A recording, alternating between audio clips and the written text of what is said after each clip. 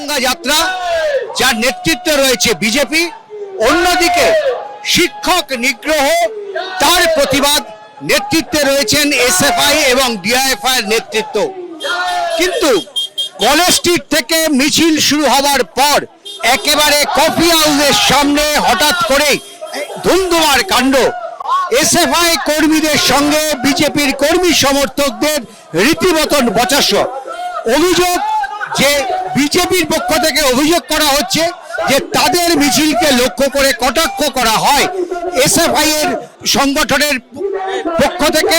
অন্যদিকে এসএফআই এর দাবি যে তারা কেউ কোনো ধরনের মন্তব্য করেনি, বিজেপির কর্মীরা তাদের উপরে এসে আক্রমণ করেছে। কালকে শিক্ষকদের উপর যে নিগ্রহ হয়েছে বিকাশ ভবনে, সেই জন্য আমাদের পূর্ব ঘোষিত কর্মসূচি ছিল, আমরা সেই কর্মসূচির প্রস্তুতি নিতে দাঁড়িয়েছিলাম।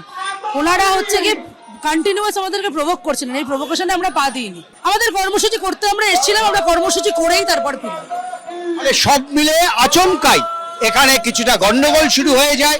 আমরা দেখতে পাই বিজেপির বেশ কয়েকজন কর্মী সমর্থক তারা রীতিমতন ঝাঁপিয়ে পড়ে। অন্যদিকে এসএফআই ডিএফআই যারা কর্মী সমর্থক ছিলেন তারাও নিজেদেরকে কোনো রকমে আটকানোর চেষ্টা করেন। মাঝখানে পুলিশ না আসলে বড় ধরনের যে ঘটনা ঘটতে চলেছিল তাতে কোনো সন্দেহ নেই।